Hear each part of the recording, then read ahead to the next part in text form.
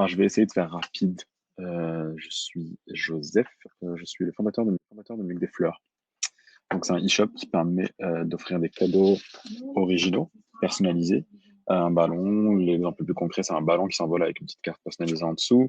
On a des affiches autour de la naissance, on a des box avec des ballons surprises à l'intérieur. Et à tout cela, on peut acheter des petits suppléments, des petits cadeaux en plus, comme des bougies, des doudous, du thé. Donc voilà, tout cela qu'on a conçu en 2015 et qui, depuis 2018, 2017, est notre activité à temps plein ici. Ça, c'est pour le contexte. Quand les Indés m'ont demandé de prendre la parole, je me suis posé la question de ce qui pourrait être intéressant pour vous, de ce qui pourrait intéresser les éventuels inscrits. Et à ce Q&A, j'en déduis deux typologies de personnes. Les gens susceptibles de se lancer dans le e-commerce, et puis ceux qui sont déjà dans l'e-commerce, qui cherchent à améliorer leur process, leur revenu, à faire évoluer leurs idées ou leur façon de travailler, leur gestion. Euh, on est sorti trois éléments, trois mots-clés que je peux ressortir ici, qui est lancer, donc le début, le lancement, gérer son e-commerce en tant qu'indépendant. Donc la deuxième facette, ça va être l'indépendance. Et la troisième, ça va être le quotidien. Concrètement, qu'est-ce que je fais tous les matins, comment je commence ma journée, etc. Donc, la première partie, ça va être le lancement. J'ai pas de recette magique, sinon ce serait trop facile. Si je l'avais moi aussi, je l'aurais peut-être un peu épuisé. Donc, je vais vous montrer une sorte de trame que j'ai élaborée qui m'a permis, moi, jusqu'ici, de passer de l'idée au projet. Je suis partisan d'une sorte de dicton de l'univers des startups qui est Done is better than perfect, que j'ai traduit par il vaut mieux faire que ne pas refaire. Et ça s'applique particulièrement bien au e-commerce. Dans l'e-commerce, la plupart des gens pensent que le quotidien, la vision même d'un e-commerçant, c'est ça, c'est le trio magique de j'ai un bon produit ou je repère un bon produit que je veux vendre ou je conçois un bon produit que je veux vendre, je mets en ligne un site internet qui me permet de le développer et ensuite je fais un peu de marketing et hop, la recette elle prend, la sauce elle prend et j'ai des ventes qui tombent. La réalité, ça va être plutôt ça, une cinquantaine de facettes différentes qui nécessitent chacune une connaissance différente, tout en étant complémentaires les unes des autres. Quand on lance un produit, il faut un bon produit, il faut savoir créer du contenu autour de ce produit, donc rédiger un bon site, rédiger de bonnes fiches produits, ça va permettre au passage d'avoir un bon référencement sur Google, donc de travailler son SEO. Puis quand on lance un e-shop, on va faire de la communication auprès d'influenceurs, par exemple, mais là, il va falloir avoir des visuels pour pouvoir le faire, pour pouvoir communiquer auprès d'eux. Il faut shooter des photos, des vidéos. Une fois que l'influenceur a parlé, il va peut-être nous envoyer des milliers de visiteurs, ce qui est cool. Mais dans ce cas-là, il va falloir recibler ces personnes-là, soit via de l'emailing, soit via de la publicité Google, Facebook, etc. Tout est lié. Et la réalité d'un lancement, c'est qu'on ne peut pas tout faire, on ne peut pas tout maîtriser. Donc, j'ai catégorisé ces éléments-là en trois typologies trois typologies d'éléments. Les premiers, c'est les éléments nécessaires, les facettes nécessaires, tout ce qui est indispensable, tout ce qui me rapporte de l'argent tout de suite, sans pour autant compromettre l'avenir. Je parle, par exemple, d'être présent sur des places de marché comme Amazon qui peuvent me générer des revenus, mais qui vont détériorer mon image, par exemple. C'est un exemple. La deuxième facette, ça va être l'utilité. Qu'est-ce qui me permet de croître? Qu'est-ce qui me permet de me fidéliser des clients ou donner de la valeur immédiate à mon projet ou de la valeur prochaine à mon projet. Et la troisième, ça va être le confort. Qu'est-ce qui me permet d'accroître ma position? Qu'est-ce qui me permet de diversifier mon offre ou éventuellement de réduire mes coûts, de réduire l'aspect chronophage certains aspects chronophages. Là, en fait, ils répondent à une règle des trois unités qui est aujourd'hui, demain, plus tard. Il faut que je puisse faire ce qui doit être fait aujourd'hui pour lancer le site, assurer les premières commandes. Il faut que je puisse penser ou réfléchir à demain pour que demain je puisse exister aussi. Et il faut aussi que je garde des éléments pour le confort, pour le jour où je grandis, le jour où j'ai plus de staff, le jour où j'évolue. Donc, pour vous donner un exemple, j'essaie de faire un peu concret. Donc, j'ai pris l'exemple de Mieux que des fleurs en vous montrant parce que chaque recette, j'ai pas de recette magique, chaque idée est unique, pardon, chaque personne est unique, chaque personne a ses propres compétences, ce qui fait que, par exemple, vous, dans l'emailing, vous allez mettre 3 heures à le faire, là où moi, je vais mettre 2 jours. Vous, dans un domaine qui vous convient, vous allez mettre moins de temps que moi, je mettrai, etc., etc. J'ai pris un exemple très concret avec Mieux que des fleurs. On a lancé cette idée de ballon qui s'envole en sortant d'un carton et ça nous a donné une vision auprès des influenceurs. On s'est dit que les influenceurs, c'est un produit à fort potentiel d'influence, de buzz. Donc, on l'a expédié à quelques influenceurs. Mais pour ce faire, il nous fallait avoir des photos et des vidéos. Donc, on a travaillé sur des contenus vidéo et photos pour que cela soit assez apte à être utilisé par les influenceurs le moment où ça arriverait entre leurs mains. Et puis ensuite, il a fallu aussi Ça a très bien marché. On a eu 400 commandes en quelques jours et il a fallu gérer de la logistique. Donc, on a ouvert un compte pro à la poste, etc., etc. C'est un fil, on a dû faire du SAV par exemple. C'est un fil qui va être conduit et on s'est focalisé sur ces éléments-là qui étaient les éléments clés pour nous, les éléments les plus importants pour nous parce que c'est les éléments où on maîtrisait et qui étaient utiles, qui étaient nécessaires pardon, au lancement de notre société. Le deuxième aspect, ça va être l'aspect indépendant. Dans l'indépendance, il y a un côté un peu idéaliste, que ce soit d'un point de vue financier, que ce soit d'un point de vue artistique, d'un point de vue gestion du temps. Ça implique des inconvénients qu'on connaît tous. Ça implique aussi des facettes plutôt positives c'est là où je voulais mettre le focus aujourd'hui, sur ces facettes qu'on oublie un peu des fois et qui sont ultra importantes pour un indépendant, particulièrement dans l'e-commerce. L'indépendance, c'est l'agilité. Un indépendant, par défaut, peut réagir vite, que ce soit pour foncer, pour faire marche arrière. C'est encore plus visible dans le web ou dans l'e-commerce. J'ai besoin de personne pour prendre une décision. J'ai besoin de personne pour aller à la vitesse que je veux ou sur l'énergie ou la ressource que je veux. Je vous donne encore un exemple très concret. En 2018, en mars 2018, on est approché par une personne avec Mieux que des fleurs, qui est au Canada et qui nous présente une sorte de franchise de Mieux que des fleurs. Trop bien. Sur le papier, tout est idéal, tout est top. Et puis, on trouve ça vraiment top. On s'y dit, allez, go, on y va. Donc, en avril, on travaille intense. En mars, avril, mai, on travaille intense. Et on lance en mai la boîte à distance au Canada. On prend des billets ensuite d'avion et on va au Canada. Et on se rend compte qu'on fait une grosse erreur, que le partenaire sur place n'est pas le bon partenaire, qu'on s'est trompé de pays, que c'est pas forcément le bon pays, que l'agence qui nous a aidés n'était pas la meilleure agence avec qui on aurait pu faire appel, à qui on aurait pu faire appel. Bref, grosse erreur. En juillet, on ferme le site, on ferme la société. C'est notre indépendance, c'est notre agilité qui ont été la force, qui nous ont permis très rapidement de dire, OK, bah, go, on lance sur un projet d'ouvrir une boîte au Canada, et très rapidement aussi de dire, OK, bah, tant pis, on fait marche arrière et on ferme le site. Voilà, l'agilité, premier élément. Deuxième facette, c'est la solitude. On en parlait récemment, Nicolas en parlait récemment dans un post Facebook. C'est être indépendant, ça ne veut pas dire être seul. Au contraire, d'ailleurs, ça veut dire s'entourer des personnes qui me conviennent, s'entourer des personnes avec le degré d'investissement aussi que moi je veux accorder à cette relation-là. Donc, soit on les rencontre, ces personnes-là, dans des espaces de coworking, sur des plateformes comme Malte ou Coder, ou d'ailleurs dans des événements comme celui-ci. Donc, savoir s'entourer. Savoir s'entourer, ça veut aussi dire savoir déléguer. Et encore une fois, je vais prendre un exemple très concret. Voici la même newsletter sur le Mec des Fleurs en 2019 et en 2020. En 2019, donc pour la fête des grands-pères, pour la fête des papis. En 2019, vous voyez qu'il y a des éléments qui reviennent tout le temps, mais on est quand même sur une nette évolution visuelle d'interaction, de produits, etc., qu'on a réussi. Pourquoi? Parce qu'on a su déléguer ça à une personne dont c'était le métier. Et si vous remarquez, en 2018, il n'y en a pas. Pourquoi? Parce que à ce moment-là, c'était dans notre case de plus tard. Donc, en 2018, on avait autre chose à faire qu'à faire des newsletters faites fête de grand-mère ou une Saint-Valentin pour nous à l'époque. En 2019, c'était demain. Donc en 2018, on se concentrait sur aujourd'hui. En 2019, on a réussi à faire ça nous-mêmes. Et en 2020, on a réussi à déléguer ça. La dernière étape, c'est l'indépendance. Ça ne veut pas dire être sans ressources. C'est même d'ailleurs l'une des facettes les plus importantes. Être indépendant, c'est pas être sans ressources, c'est savoir utiliser des bons outils pour gagner du temps, pour gagner du confort, pour gagner de l'argent. Et encore une fois, je vais partir sur un exemple très concret. En 2015, on se lance.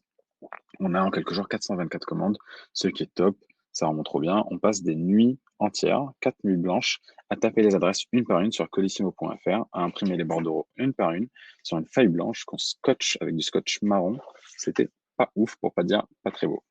Et puis on évolue. En 2016, on a une dizaine de commandes par jour. On passe à tour de rôle sur SoundCloud et Boxtal. Au début, sur SoundCloud, ça nous donne la possibilité, un outil, pardon, qui nous donne la possibilité de rajouter d'autres modes de livraison, donc d'aller sur de la livraison express, d'aller sur de la livraison plus rapide et surtout d'avoir une facturation mensuelle. On gagne du temps, on gagne du confort. En 2017, on a encore un peu plus de commandes. On passe sur la solution Boxtal. On négocie avec eux directement les prix et donc on gagne de l'argent. Et enfin, en 2019-2020, on passe sur une solution qui est directement intégrée à notre solution, donc à notre Shopify à nous, qu'on a développé sur mesure, parce qu'on a assez de volume pour le développer. Encore une fois, on est sur aujourd'hui, demain et plus tard. Aujourd'hui, dans l'urgence, on lance sur Colissimo. Demain, on travaille avec Boxtal et SoundCloud parce qu'on grandit. Et enfin, on a grandi beaucoup plus, on peut se focaliser sur notre propre plateforme. On en revient à nos trois caractéristiques qui sont ces trois éléments-là d'aujourd'hui, demain et plus tard. L'agilité, s'adapter en permanence, ne pas hésiter à aller sur des terrains inconfortables, à faire marche arrière ou à foncer.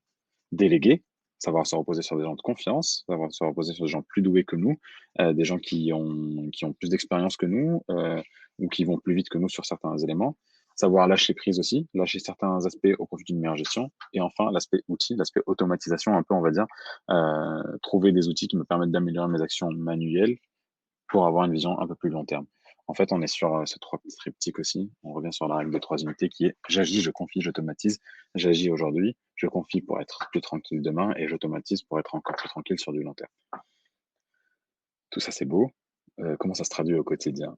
Tout ça, c'est beau, c'est super idéaliste. Comment ça se traduit tous les jours? Quelle est la journée type d'un e-commerçant indépendant? C'est un peu cette question-là à laquelle je souhaitais répondre sur cette troisième partie. La gestion quotidienne aujourd'hui, c'est une balance très difficile à maintenir en équilibre. D'un côté, il faut assurer les tâches du jour. Il faut expédier les colis. Déjà, dans un premier temps, on a vendu 10 colis hier, il faut pouvoir les expédier aujourd'hui. On a du support et du service après-vente à faire parce qu'il y a des problèmes ou il y a des commandes qui veulent tomber, qui ont besoin de précision. On a besoin de aller chercher notre stock. C'est des problématiques du quotidien, de logistique, de production. Et puis, il y a des problématiques de vision. Il faut que je travaille sur des nouveaux produits. Il faut que je développe un peu plus mon site pour le présenter comme ça, parce que ça peut me rapporter plus de ventes peut-être. Il faut que je fasse un peu plus de market, un peu plus de com pour que ça fasse un peu plus tourner l'activité sur demain, après-demain, etc. La réponse, elle est dans l'automatisation, à mon sens. C'est le troisième point dont on parlait plus tôt. L'automatisation, l'utilisation d'outils aussi, qui permettent d'avancer plus rapidement, de façon plus agile ou avec plus de ressources. Et j'ai pris trois exemples concrets. L'automatisation pour gagner en agilité. Éviter de faire la même tâche 100 000 fois par jour et gagner en agilité sur les petites tâches, les micro-tâches. J'ai pris un exemple très concret qui est celui du SAV, du support qu'on a chez Mec des Fleurs. On a remarqué en fait que dans chaque demande, la moitié du mail était liée à la problématique que 90% des autres mails avaient. Globalement, on avait 3-4 cas de figure, du retard, des éventuelles inversions de colis ou ce genre de choses. Les mêmes questions revenaient souvent. La moitié du mail, c'était la même question que tous les autres mails. L'autre moitié, c'était un petit côté un peu plus personnel, que ce soit le choix du ballon, que ce soit un mot qui nous mettait particulièrement en nous, que ce soit le mot qu'il y avait sur la carte, la ville, le pays.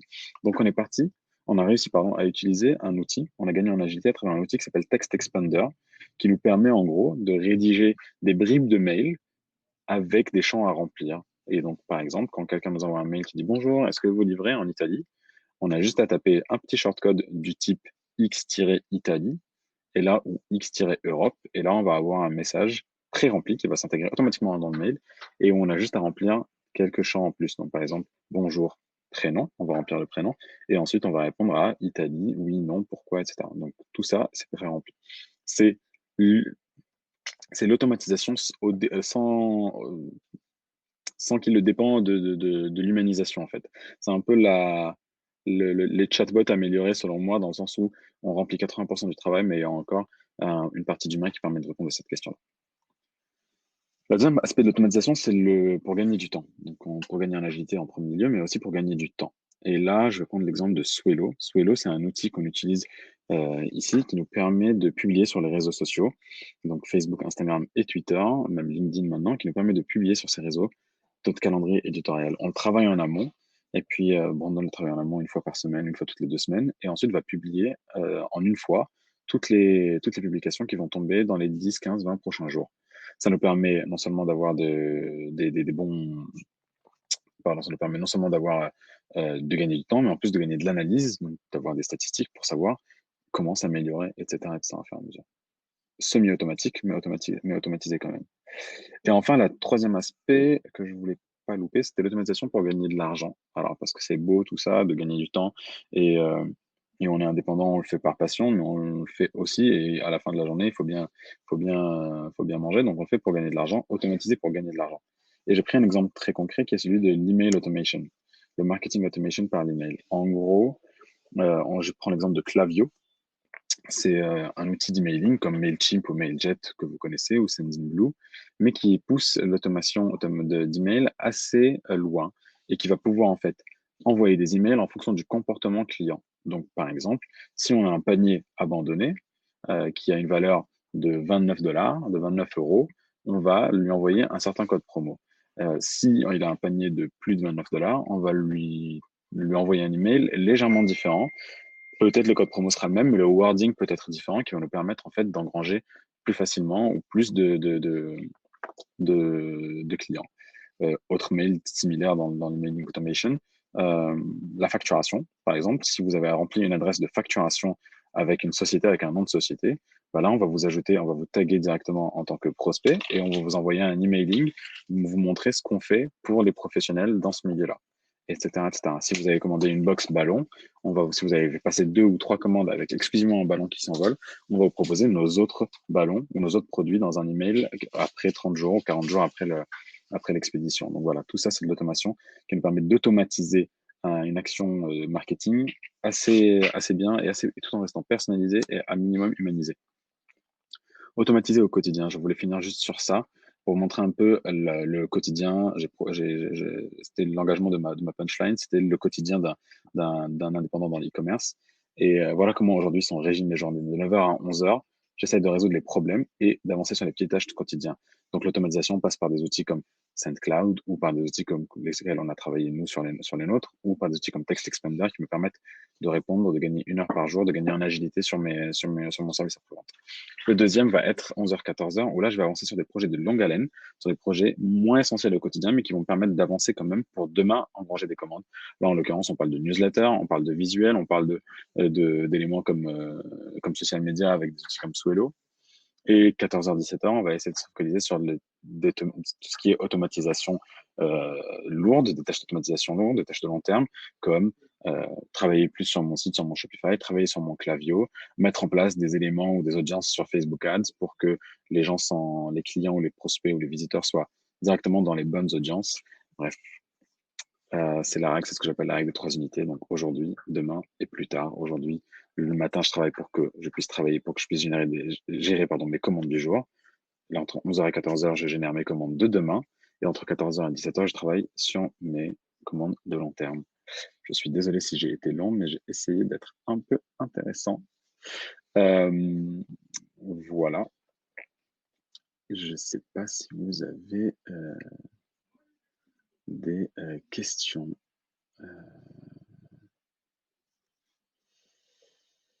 Qu'est-ce que c'est Klaviyo? Klaviyo, c'est un outil. Merci Cécilia, toi. Klaviyo, c'est un outil donc un outil d'automatisation de mailing, un outil de mailing globalement euh, qui ressemble beaucoup à Mail. Il y a Julie qui va entrer. On va la faire entrer. Klaviyo, c'est un outil d'automatisation qui ressemble à Mailchimp et qui permet aussi d'automatiser un peu plus, qui permet d'automatiser beaucoup plus d'ailleurs l'email marketing. Donc d'aller cibler des gens sur des comportements, des triggers, des comportements en fonction de ce qu'ils ont fait et sur notre site et sur nos plateformes sociales. Ça va permettre par exemple de cibler quelqu'un dans un emailing et s'il n'a pas ouvert, de le recibler derrière en publicité Facebook ou en publicité Instagram, etc. Donc c'est assez poussé, ça permet de faire de l'automation, principalement, c'est très intéressant sur ça, et d'aller faire des schémas d'emailing pour envoyer un email aux gens qui sont intéressés pour les cibler exactement sur ce sur quoi ils sont intéressés. Voilà, pardon. Je vous le recommande beaucoup. Il est très bien intégré à Shopify et je pense qu'il doit être aussi très bien intégré à des solutions comme PrestaShop ou Magento. Mirella, merci Joseph pour ton partage super intéressant. Quelles sont pour toi les choses les plus faciles à déléguer quand on gère un e-commerce ou ceux que tu te conseilles de déléguer à tout prix? Alors, ça va dépendre de différents éléments de votre société, de votre produit. Je vais donner un exemple très concret, encore une fois. Sur Milk des Fleurs, on a été très vite démarché pour déléguer la logistique. C'est ce que beaucoup d'e-commerçants font, ils délèguent la logistique euh, parce que c'est facile. Alors, en effet, quand on vend un produit sur lequel on n'a pas de valeur ajoutée artisanale, on va dire, ça vaut le coup éventuellement de faire de la logistique chez un logisticien, chez qui ça sera moins cher. Dans notre cas, on n'a pas voulu le faire parce que on avait un produit périssable, on avait un produit fragile, donc on travaillait sur des ballons qui se gonflent et qui ont besoin de rester par exemple 1 heure en l'air ou 2 heures en l'air avant d'être expédiés. Donc c'est quelque chose qu'un logisticien ne pouvait pas faire parce qu'il perdait énormément de temps à laisser les ballons en l'air pendant quelques minutes ou quelques heures avant d'attendre que le ballon, de voir si le ballon allait se dégonfler ou s'il n'avait pas de défaut. Donc c'est quelque chose qu'on a fait. Après, encore une fois, ce que je disais au début, c'est que ça va dépendre des compétences de chacun. Nous, par exemple, il y a des éléments qui, à mon avis, peuvent être faits par tout le monde ou par beaucoup de gens facilement en fouillant, comme l'emailing, comme les publicités Facebook, etc. Et qui, dans la phase de demain, peuvent être délégués. C'est-à-dire que nous, on a fait nos propres newsletters et très rapidement, on s'est rendu compte que bah, quelqu'un d'autre le ferait mieux que nous. Donc, on l'a confié à quelqu'un qui le fait très bien. Après, là où je conseillerais de sous-traiter ou de déléguer à quelqu'un, ça va être des éléments que nous, on a délégués facilement, rapidement. C'est par exemple tout ce qui a été publicité. Donc, on a confié notre publicité Google ou Facebook à un indépendant qui nous a géré ça. Ça nous permettait d'être confiants dessus parce que la publicité, tous les jours, c'est un montant qui est dépensé. La publicité, c'est tous les jours à regarder et à surveiller. Et nous, c'était pas forcément notre force ou notre valeur ajoutée. On construit des très bons produits, on construit des bons produits, on était mieux sur ça. Donc, on a très rapidement délégué ça. Et ensuite, alors, c'était pas dans ta question, Mirala, mais j'aime bien le préciser.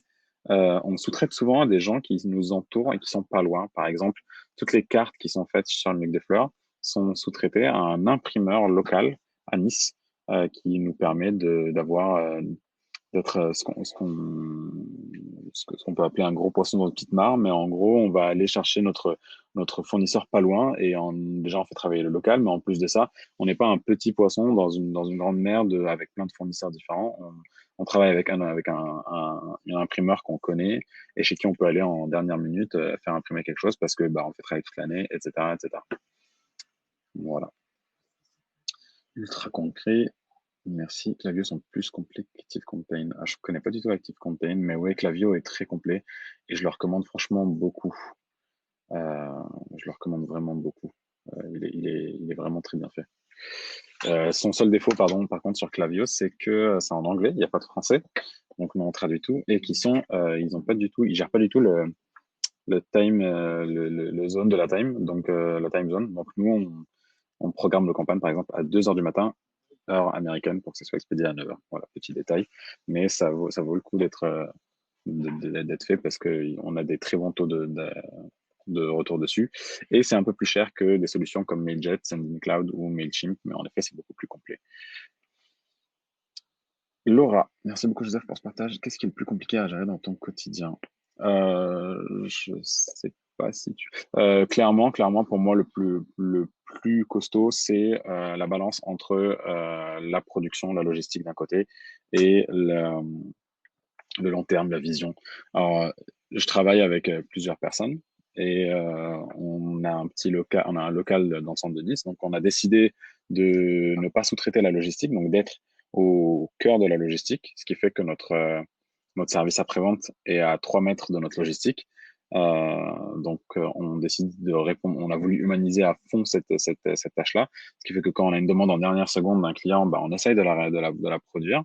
Un changement de ballon, un changement d'adresse, etc. On essaye à fond de répondre à toutes ces petites demandes, mais c'est ce qui fait aussi qu'il y a beaucoup de bruit ou de brouhaha dans nos bureaux et que c'est un peu plus difficile de se concentrer pour travailler sur de longue haleine. Autre élément aussi, c'est toujours dans cette optique, dans cette même vanne, c'est moi je suis quelqu'un d'impatient et quand on travaille sur un produit, c'est très compliqué de le voir tout de suite. Ça prend des semaines, voire des mois pour que ça soit fait. Pour vous donner un ordre d'idée, on a travaillé sur un produit pendant le confinement qui devait sortir en juin et qui n'est toujours pas sorti parce qu'on a changé de prestataire en cours de route, qui n'était pas assez qualitatif à notre avis, à notre goût, parce que voilà, on a travaillé sur un premier produit qui n'était pas top et on a préféré l'améliorer pour que ça vaille le coup d'être sorti. Et donc là, ça sortira, je pense, au 1er novembre si tout se passe bien. Mais voilà, c'est plein de. Je pense que le plus compliqué, c'est ça dans le quotidien, c'est la balance entre la vision long terme et la logistique au quotidien. C'est On ne travaille pas sur des créneaux de une semaine ou 2 semaines ou des mois. On travaille sur des créneaux de 24 heures. Quand une commande est passée même des fois sur des créneaux de 1 ou 2 heures, quand une commande est passée à 14 heures, il faut qu'elle soit expédiée le jour même, entre 14 heures et 15 heures, pour que le lendemain soit chez la personne. C'est un peu tout l'enjeu. Joseph, j'ai peut-être une question. Tu m'entends? Oui, Oui. je t'écoute. Tu parles de cette tension qu'il existe entre le travail au quotidien sur la logistique et puis le travail à plus long terme sur la vision.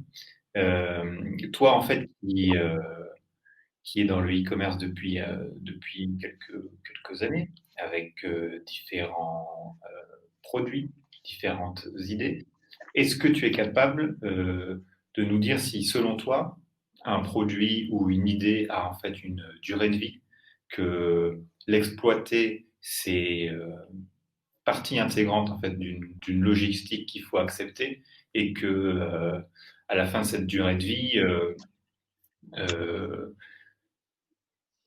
tu pourras me dire ça dépend du produit bien sûr, mais à la fin de cette durée de vie supposée, en fait, il faut repartir avec une nouvelle idée, il faut repartir avec une nouvelle vision. Est-ce qu'on peut intégrer ça? Est-ce que tu vois ce que je veux dire? Oui, complètement. Je vois ce que tu veux dire et j'ai une réponse oui et non, comme à chaque fois. Mais en gros, oui et non. Est-ce que oui, pourquoi et non, pourquoi? Oui, il y a 2 ans, la série La Casa de Papel est sortie et nous, on a adoré cette série-là, on en a bien tripé dessus et on a voulu acheter un masque de la série La Casa de Papel. Et ça ne se produisait pas, il y en avait pas encore, donc ça a rien à voir avec Nuit des Fleurs, ce que je raconte. Et ça n'existait pas, donc on l'a fait produire en Chine, dans une usine. On a trouvé une usine qui a accepté de nous le produire et il fallait en produire 100, donc on en a produit 100 et on en a vendu plusieurs milliers en un an et demi. On ne s'attendait pas du tout à ça. On en a produit 100 et puis on en a pris deux, trois pour nous et on a mis le reste sur Amazon. Et c'est parti à une vitesse impressionnante. Et en moins d'un an, on en a vendu plusieurs milliers. Euh, Ça, pour moi, c'est un produit qui est amené en effet, à disparaître, ou en tout cas à ne pas les chiffres qu'on a fait au tout début, les premières semaines, ne seront jamais les mêmes dans un an ou deux ou trois. Aujourd'hui, on en vend quelques pièces par jour, et d'ailleurs, c'est isolé, et on cherche à arrêter cette activité-là. Euh, à l'inverse, Mick des Fleurs, quand on a lancé, tout le monde m'a dit, c'est cool, mais tu le fais qu'une fois. Et en fait, c'est faux. Parce que bah, déjà, le nom de base, on a eu cette idée-là parce qu'on s'est dit, ça changera des fleurs pour la Saint-Valentin. Et, euh, et à ce moment-là, la réalité est que les fleurs, on en offre plusieurs fois dans sa vie, et pas qu'une seule fois, ou même pas qu'une seule fois dans l'année.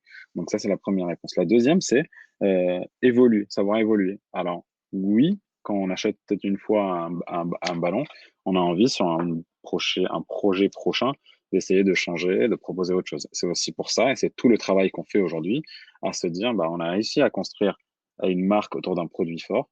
Maintenant, il faut qu'on puisse proposer à nos clients et à des nouveaux clients, mais surtout à nos clients existants, quelque chose de nouveau. Donc, c'est pour ça que en avril, pardon, on a sorti la Bambox, donc une box à exploser, qu'on a sorti des affiches autour de la naissance, comme on en voit un ici, donc une affiche à l'échelle un par un, à l'échelle réelle du bébé à sa naissance, une illustration. Et on travaille en ce moment sur tous des produits, sur plein d'autres produits qui sont justement notre approche, c'est un cadeau unique, personnalisé et expérientiel.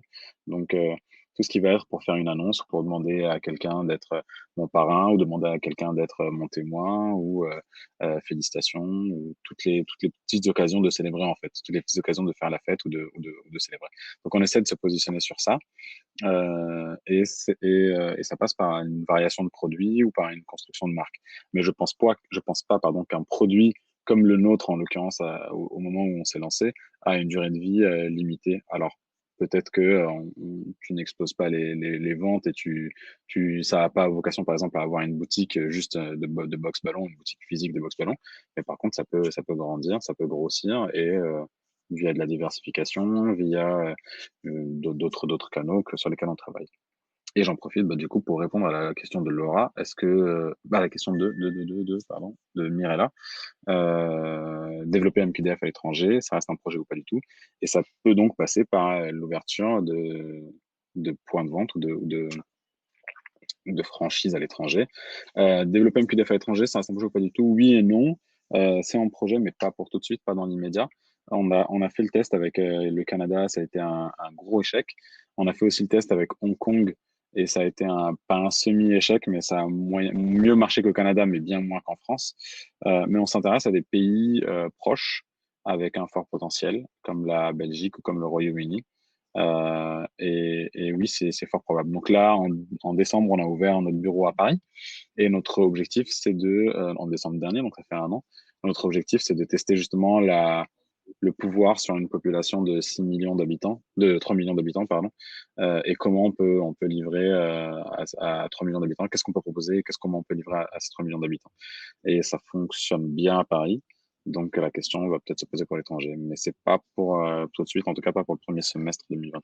C'est hyper intéressant, votre expérience et au Canada et à Hong Kong. Est-ce que vous avez compris pourquoi ça n'avait pas marché? Oui, dans les deux cas, je pense que le partenaire n'était pas le bon dans les deux cas. Ok. Alors, au Canada, c'est plus large. À Hong Kong, ça a été lancé très rapidement après notre lancement. Donc, c'est pas un nous, on va dire. C'est pas un projet qui nous est propre.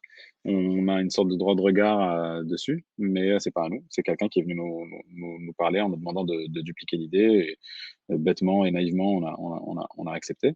Et de toute façon, on n'avait pas le monopole d'une idée comme ça, mais ça nous a permis, on a préféré en fait suivre l'idée que de le laisser avancer tout seul. Et au Canada, c'était bien notre société à nous. Les trois gros échecs, c'était pas le bon pays, c'était pas la bonne personne, et c'était pas les bons budgets ou les bonnes ressources, on va dire. Pas le bon pays par sa grandeur, le pays est énorme. Faire livrer un colis de Vancouver à Toronto, c'est pas du tout apte déjà pour un colis, c'est pas du tout facile et rapide. Et c'est un produit périssable, donc le ballon se dégonfle facilement avec un froid comme le froid canadien. Donc le projet aurait dû se suspendre pendant 6 mois, un peu comme le chocolat doit s'arrêter en été. Donc c'est un peu ça. Et ensuite, c'était pas du tout le bon partenaire. Je pense qu'on a eu affaire à quelqu'un qui était plus attiré par la success story que par la production au quotidien ou le développement d'une idée comme telle sous le sigle, selon l'ambiance startup. Donc, c'était pas la bonne personne de un, et c'était pas le bon pays. Donc, voilà, globalement, les deux grosses raisons de l'échec au Canada. Et puis, on n'a pas été accompagné par les bonnes personnes aussi. L'agence à qui on a fait confiance n'était pas forcément la bonne. Donc, on a préféré faire marche arrière. C'est un peu l'agilité dont je parlais. Il vaut mieux, on préfère foncer et voir plus tard que de parfaire et ne jamais lancer. Ok, ça. Bon, j'ai d'autres questions en tête. Évidemment, pour ceux qui nous regardent, si vous en avez, je le redis, n'hésitez pas, hein, soit à les écrire sur le chat, soit même à apparaître à l'écran. Je trouve que là, c'est un moment convivial qu'on passe ensemble en petit comité. Là, n'hésitez pas, on peut être jusqu'à 9 à Carrément. l'écran, donc venez. Euh, c'est intéressant ce que tu dis sur cette ouverture de votre bureau à Paris. Euh, du coup, sur un produit qui est similaire, est-ce que vous agissez comme deux bureaux différents? Est-ce que tu peux nous expliquer euh, où est, on va dire, le tronc commun, l'action qui est commune et qui est mise en commun? Et quelle autonomie aussi chaque bureau a, par exemple, sur Mug des Fleurs. Ça peut être intéressant, je crois, de savoir ça. Mm. Je pense déjà ce qui est intéressant avec ce projet-là, c'est qu'on s'est lancé en indépendant, en bootstrappant le projet un peu. On a ouvert, en fait, on avait en tête d'ouvrir un bureau en décembre. On avait même pris un local en décembre et en janvier, au 1er janvier, pardon. Et on a eu la demande d'un client B2B d'ouvrir en novembre. Donc, on a avancé notre local et on l'a pris en décembre, très rapidement. Et on s'est adapté. Pendant un mois, on a fait un peu comme on a pu, parce que ça valait le coup de travailler avec ce client-là. Donc, on a un peu speedé sur le projet. Et ensuite, pendant 6 mois, on était dans un pop-up store. En fait, pendant 6 mois, on a loué une boutique éphémère qu'on a trouvée très rapidement, parce que c'est le principe du pop-up, mais qu'on a payé plus cher que si on payait un loyer normal. Mais ça nous a permis, pendant 6 mois, d'être présent et de tester un peu le marché, de voir s'il y avait quelque chose à faire ou pas. On s'était fixé un nombre de commandes à atteindre par jour pour pouvoir rester en vie à Paris. Et qu'on a atteint, un nombre de commandes qu'on a atteint et sur lequel on- tout le monde qu'on a atteint et à qui on confie. et une personne à qui on confie ça, pardon, là-haut. Donc, comment on fonctionne? En prod, on a une personne qui est sur Paris, qui depuis juillet a changé de bureau et est hébergé désormais dans les bureaux, dans l'entrepôt de nos coursiers. On loue un espace chez nos coursiers, Ok. chez les coursiers chez la coopérative de coursiers, à qui on confie nos colis, qui livrent nos colis. Donc, on a fait ça comme ça. Et l'ouverture de Paris a posé pas mal de questions sur la logistique et sur le développement de notre site. Parce qu'aujourd'hui, on a un site, donc on ne gérait pas de stock jusqu'ici, on le gérait à la mano, tout le stock. Et le fait d'ouvrir à Paris, on a dû rapatrier plein de stocks à Paris, on a dû livrer plein de stocks à Paris, histoire qu'une commande qui tombe avec le mode coursier puisse être expédiée par le bureau parisien. Donc la première question, ça a été justement de développer un outil qui nous permette de définir le mode de livraison en fonction du code postal des gens. Donc on a déterminé une vingtaine de codes postaux parisiens et proches banlieues qui, où la commande passait avec ce code postal-là. On ne proposait pas aux gens le mode de livraison chronopost, mais le mode de livraison coursier qui était moins cher, qui pouvait être livré rapidement en 2 heures si besoin. Et puis la deuxième couche, donc on a avancé par couche en fait. C'est pour ça que je dis bootstrap, c'est que la première, on a loué un espace de pop-up store et on a vu si ça marchait ou pas. Et ensuite, on a avancé sur la deuxième étape, c'est mettre à jour notre mode de livraison. Et troisième étape, ça a été récemment de mettre à jour notre inventaire. Et aujourd'hui, on a un inventaire parisien, un inventaire niçois, et chaque commande qui tombe avec un mode de livraison par coursier est automatiquement déduite de l'inventaire niçois, par exemple, ou parisien, en fonction du mode de livraison. Et ce qui fait que si on a une commande qui est passée pour Nice, qui est passée pour Paris avec le mode de livraison coursier et que la personne change d'avis en cours de route et change d'adresse pour une livraison qui n'est pas livrable, on va pouvoir directement déduire du bon stock, etc. Donc c'était une petite tannée, mais tout est invisible aux yeux du client. Le client, il va sur le même site, il va sur le même site, pardon, il passe la même commande, et au moment d'expédier sa commande, ça va lui définir, au moment de mettre le code postal, ça va définir si il y a le produit à Paris, et donc si ça peut être expédié par coursier ou pas. Et par exemple, on a d'autres éléments comme les affiches de naissance, ou faut faire l'application. Voilà, on a des éléments des affiches de naissance, par exemple,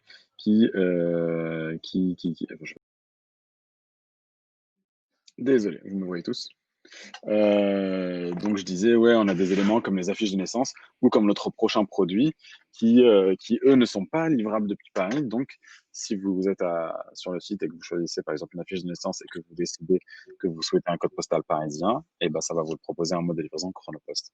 Donc ça, c'est le travail de Cédric, qui est notre développeur, à qui on sous-traite justement, à qui on confie, à qui on a su déléguer ça très rapidement pour pouvoir bien avancer. D'ailleurs, j'avais cette discussion avec le fondateur de la marque en moins, qui s'appelle La Marque en moins, et qui est un e-commerce de produits ménagers bio, zéro déchet, et qui fonctionne très bien, et qui me disait, et qui avait confié leur site à une agence, et de notre côté, je lui ai donné notre expérience d'avoir délégué à un développeur, et une fois qu'on a délégué à un développeur, on est allé beaucoup plus vite et beaucoup plus rapidement, et beaucoup plus, avec beaucoup plus de ressources sur le développement de notre site. Et ça répond à la question de Mirella de tout à l'heure qui me demandait qu'est-ce que tu me conseilles de déléguer. Clairement, c'est un des éléments les plus compliqués. C'est très bien pour se lancer de le faire tout seul, mais déléguer, c'est du bonus. Bienvenue Charles. Je, je, je flag les gens qui rentrent. On peut pas cliquer dessus, du coup, savoir ce qu'ils font. Mais voilà. Ouais, tout à fait. Ok, super. Merci Joseph encore pour tous ces détails. Je t'en Bon, prie. tu l'as peut-être évidemment tu l'as abordé, mais bon, c'est toujours bien aussi de se répéter. Alors je vais te reposer la question et la reformuler peut-être différemment. Euh, Selon toi, si tu avais deux, trois clés de réussite qui, bon, pour toi, ont fait la différence dans tes différentes expériences d'e-commerçant, euh, si on devait choisir des priorités, voilà. Euh, Oui. Point très détaillé. Euh, c'est deux questions différentes. Et surtout, j'ai deux réponses différentes. La clé de réussite, à mon sens, c'est se focaliser là où on est bon et déléguer là où on est mauvais ou là où on peut faire mieux. Et je vais donner un exemple très concret avec une connaissance qui est venue me parler, qui m'a dit, voilà, j'aimerais bien me lancer dans l'e-commerce. Qu'est-ce que tu en penses? J'ai essayé de vendre ça, etc. Et ça marche pas trop. Et en fait, il essayait de vendre des produits soient du dropshipping français, donc des usines françaises qui produisaient et qui expédiaient, soit des produits qu'il achetait en stock en Chine ou dans des pays en développement et qu'il ramenait en France et qu'il essayait de revendre. Et en fait, je lui ai posé la question du marketing sur ces produits-là. Est-ce que tu es un bon marketeur? Est-ce que tu sais faire de la pub Facebook ou de la pub Google? Est-ce que c'est là ton expertise? Et clairement, c'était pas son expertise. Donc, je dis, bah, comment tu vas dépasser quelqu'un dont c'est le métier et qui peut faire ça plus rapidement et plus facilement que toi? Donc, moi, c'est pas mon métier, la publicité Facebook. J'en fais, mais c'est pas du tout mon cœur de métier. Par contre, imaginez des produits cool qui peuvent des produits cool, des produits stylés. C'est un peu plus déjà ma vision de mon quotidien. Et en l'occurrence, ça a une valeur ajoutée. Donc, c'est un peu ce que je lui ai dit, c'est qu'il fallait travailler sur des produits, vu que il va pas avoir les meilleurs prix ou les meilleures réductions ou les meilleurs ciblages sur Facebook Ads, il fallait qu'il travaille sur un produit où il avait une forte valeur ajoutée et donc ou une forte valeur ajoutée financière et donc une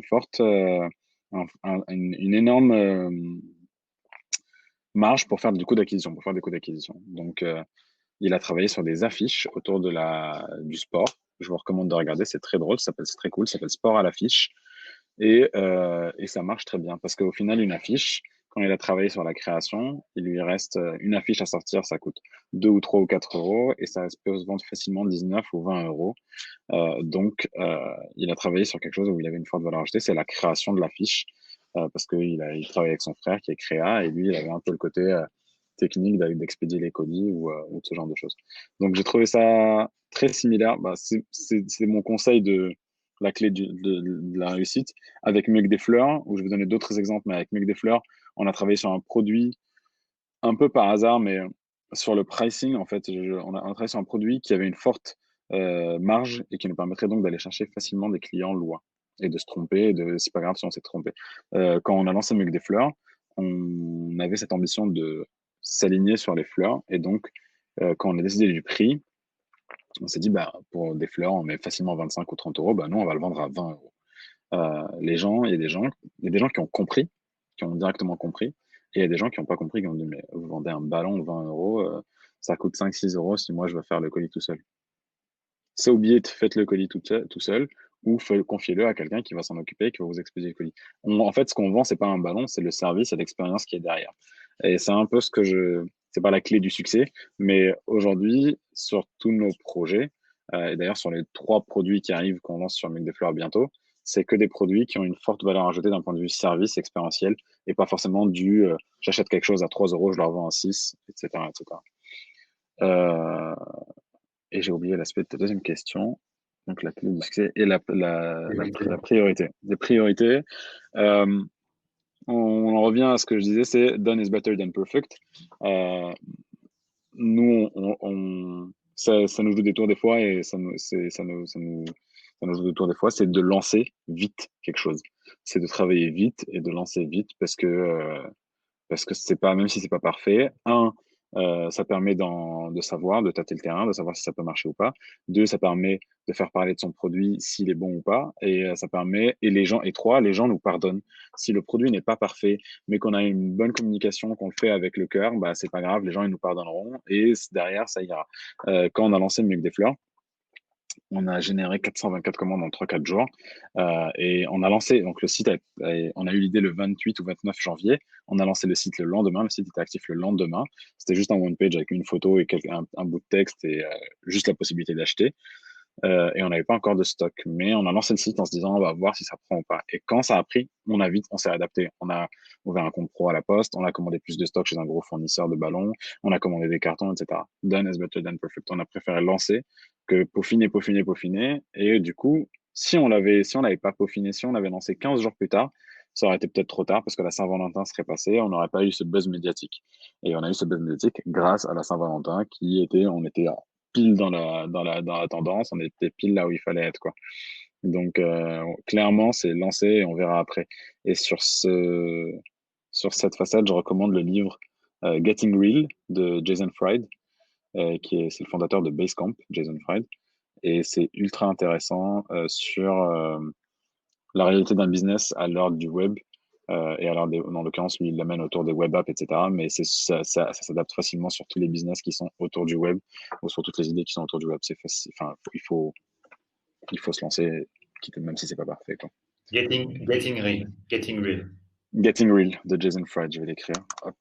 Ah, c'est bien que tu abordes ce sujet-là, c'est-à-dire la partie inspiration, enfin, ce qu'il existe à l'extérieur aussi pour s'enrichir là en termes de ressources. Est-ce que, alors tu parlais de certaines personnes qui viennent à toi pour te demander conseil, tu nous l'as illustré.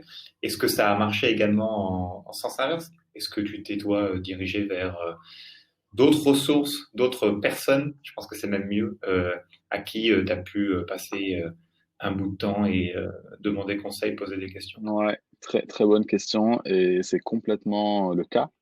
Donc, Mug les Fleurs est né en 2015. Le projet est né en 2015. Ce que je racontais, c'est on a fait un boom, on a fait 500 commandes en quelques jours et après c'est redescendu. Et pendant 2 ans, c'était un side project. C'était confié à ma maman qui s'en occupait tous les jours et ça lui faisait un mi-temps, on va dire. Donc c'était cool. Et puis en 2017, j'ai rencontré une personne qui m'a fait un déclic. Donc c'est Neil Para, cette personne-là. C'est une des 3 personnes que j'ai rencontrées en ces 3 mois-là. Et Neil Para m'a clairement inspiré. Il a aujourd'hui la marque Comme Avant. Hop, je l'écris aussi. Comme Avant, c'est des savons bio. Et il fait clairement partie des gens qui m'ont inspiré, qui m'ont poussé dans l'e-commerce. C'était pas du tout mon domaine de prédilection. Je faisais de la com influenceur avant. Et quand on est descendu à Nice, on a perdu pas mal de chiffre d'affaires. J'ai perdu pas mal de chiffre d'affaires en descendant à Nice. C'était une réalité au bout d'un an. Et en parallèle de ça, je rencontre Neil à cette époque-là qui me dit, mais on m'a dit que tu fais ça, tu pourrais le faire évoluer, tu pourrais le faire un chiffre d'affaires 10 fois plus gros si tu te focalises dessus. Et il avait pas tort. Donc, je caricature la discussion, mais elle était beaucoup plus longue. Et sur plusieurs jours, on était en week-end chez un copain. Et clairement, ça m'a fait tilt. Donc lui, à ce moment-là, il avait un site qui s'appelait Gravissimo, qui faisait des cadeaux personnalisés. Et ça m'a fait tilt de me dire que tu pouvais avoir un e-commerce et vivre du e-commerce sans pour autant être un géant du e-commerce, sans pour autant être un Fnac ou un Darty ou un Amazon. Et donc, on est en octobre 2016 ou 2017, je crois. Et les 3 mois qui ont suivi, j'ai bossé en intensif sur Mec des Fleurs, qui à l'époque n'était qu'un one page avec le choix de 2 ou 3 ballons maximum, je crois. Et et en janvier, on a relancé le site avec plein d'autres produits, plein de suppléments possibles, plein de ballons. Et on a fait, pour donner un ordre d'idée, on a fait fois 100% par rapport à l'année d'avant sur ces mois-là. Donc, c'était assez costaud de me dire, OK, en fait, il a pas tort, Neil, on peut travailler son marketing, on peut travailler sa com, on peut travailler son site et faire en sorte qu'un side project devienne un vrai projet. C'est clairement là où, c'est pour ça que je dis toujours, Mec des Fleurs n'a que 3 ans parce que le projet, même s'il a commencé il y a 5 ans, euh, il y a 3 ans, il y a eu un gros déclic qui a fait que c'est passé dans une autre dimension, quoi. Et Neil Para fait partie de ces gens-là qui m'ont beaucoup inspiré, ouais, à me lancer ou à aller beaucoup plus vite et avec beaucoup plus de ressources. Je regrette de ne pas l'avoir rencontré plus tôt, mais c'est la vie.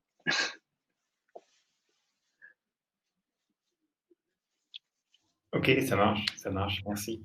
Est-ce que, alors pardon, moi je connais pas cette personne. Est-ce que tu peux nous en dire plus sur lui en fait? Ouais, il a lancé donc Gravissimo en 2012 ou 2011, je crois.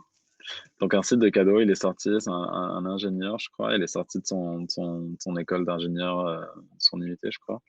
et il s'est lancé sur le e-commerce en voulant faire. Alors, ça répond à ta question aussi de tout à l'heure. Est-ce qu'un produit a une date de péremption? Il personnalisait des Zippo. Donc son premier site, c'était juste de personnaliser des briquets Zippo. Et au fur et à mesure, elle a acheté une autre machine, puis une autre machine, puis un autre produit, etc. Et à la fin de Gravissimo, il y a 2 ans ou 3 ans, à la fin avant de revendre, tu pouvais graver presque tout sur n'importe quoi. Donc toute la sublimation, du flex, toutes les modes de gravure. Et je sais qu'il faisait, enfin, c'était pas, il m'avait clairement dit, si tu te bouges le cul, tu peux faire 1,5 million de chiffre d'affaires très facilement. Donc je sais qu'il était dans ces eaux-là. Euh, C'était intéressant. Et puis il y a 3 ans, il y a 3 ans, il a eu un bébé. 3 ans ou 4 ans, il a eu un bébé, et sa vision du monde a un peu changé. Et, euh, et il est devenu un peu plus écolo. Il est devenu beaucoup plus écolo. Euh, Encore une fois, c'est une question d'opportunité. Son fils a eu des problèmes d'eczéma avec le savon industriel qu'il a acheté. Et bah, du coup, il a fait un savon maison. Et il s'est dit, bah, je vais ouvrir un Shopify et je vais le mettre en vente rapidement. Et en quelques heures, il avait des commandes. En quelques jours, il s'est rendu compte qu'il était je vais pas dire dans une tendance, parce que tendance à un côté business, alors que Neil croit à fond à son projet écolo. Ouais. Alors bien sûr qu'on fait pas ça par charité, mais il gagne de l'argent, mais il fait pas ça pour gagner de l'argent, c'est une conséquence de son projet. Mais voilà, il y a un côté écolo à fond, écologie à fond, et il a développé comme avant, comme ça, avec juste du savon au début, et puis maintenant ils ont une gamme de 7 8 produits cosmétiques, du savon, du dentifrice, des crèmes de soins, etc. Projet très intéressant, et en plus qui en plus de disrupter un marché ultra sophistiqué, il le fait aussi dans sa façon de communiquer. C'est super intéressant. Je vous invite à regarder sa page Facebook. C'est même parfois hallucinant ce qu'ils font.